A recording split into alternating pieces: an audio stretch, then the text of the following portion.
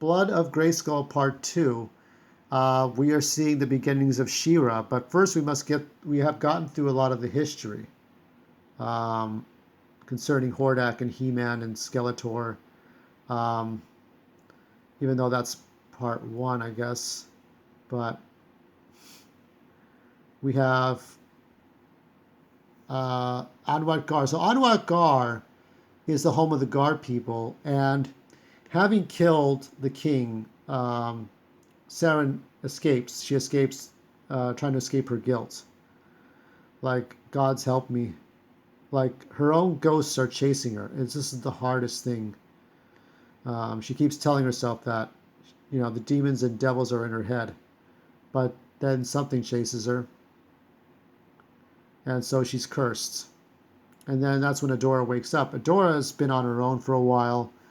She's been on a long journey for herself, covered in blood. So she's feeling what Saren is feeling. And we're going to see the connections between Saren and Skeletor or Keldor, since we want to be kind of respectful to the Gar clan here. Somebody might be chasing her.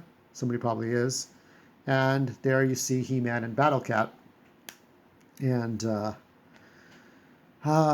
she remembers her old friends. You told them where I was. They're good friends. And it's difficult. This is her final journey, her final step to becoming She-Ra.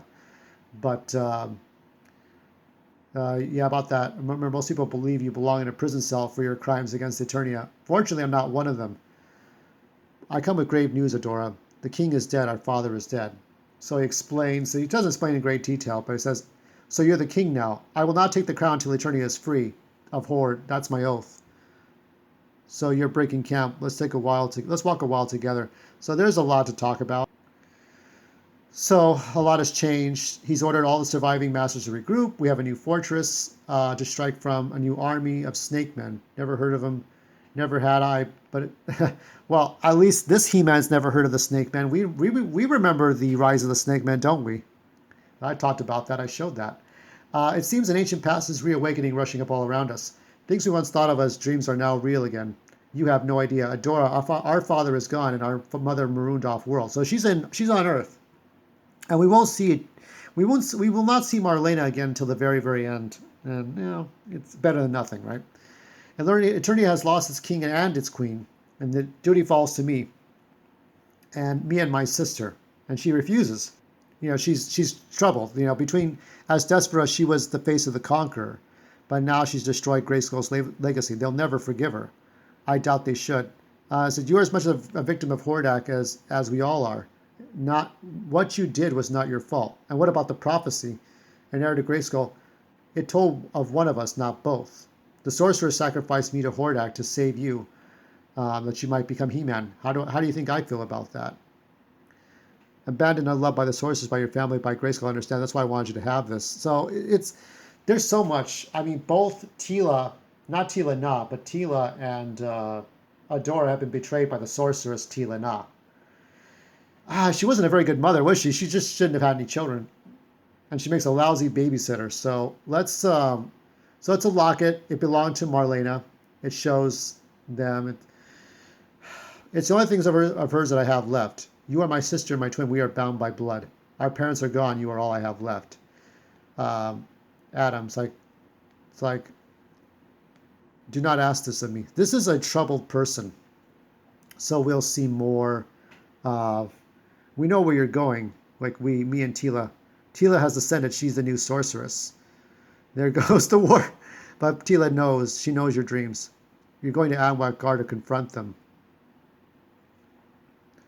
But Anwat Gar is forbidden. It has been for 1,000 years. The Gar have been pariahs since their kind murdered Grayskull in their coop. This might be one of the reasons why, it's hard to say. There was a warrior that I showed you, remember? Illumina and her cat. They may be protectors. There's very few Gar that are allowed to do anything. There was a Gar on the council, I believe, with the faceless one. And that might have been when the Snake Men were still around. That might have been when the Gar was still welcomed. Illumina and Skeletor, like the last remnants of the Gar still running around. I'm not here to stop you. So the rest of the Gar are primitive tribe on Anwat Gar, but Keldor, um, because Keldor and Randor had the same father, the father took pity and put him into the kingdom. But eventually, Keldor went astray and became Skeletor after he returned to get the ultimate power from the Council of Elders. So this is what the sorceress has to say in a projection, I guess. Just listen to her message. Adora, you once told me I was the one thing you can count on as real in your life. So trust me now. Make the journey with Adam. Let him keep you safe. We love you, Adora. Let us do this for you. Take the gift in the casket to guard you on this venture. And she knew that was her friend. So this is the sword this is the sword that killed Grayskull, okay? And she wants Adora to have this. It's a masterpiece weapon. Glad you like it. So that means that she's going to have the spirit of Saren on her conscience.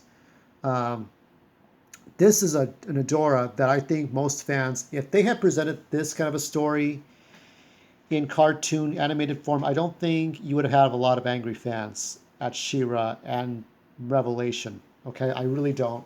I think that this would have been a very welcome addition. It would be kind of like, oh, well, do they have to make her this dark? Yes, so that she can come out of this being the She-Ra that we know. I mean, people don't like prequels. They don't want to know how the sausage is made. But, I kind of like prequels because it gets us sort of to interact with that heroic character more.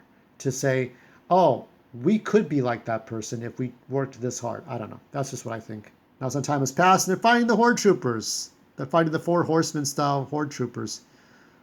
Sing me the song later. Deal with the Horde Patrol. Glory the Blade sings. So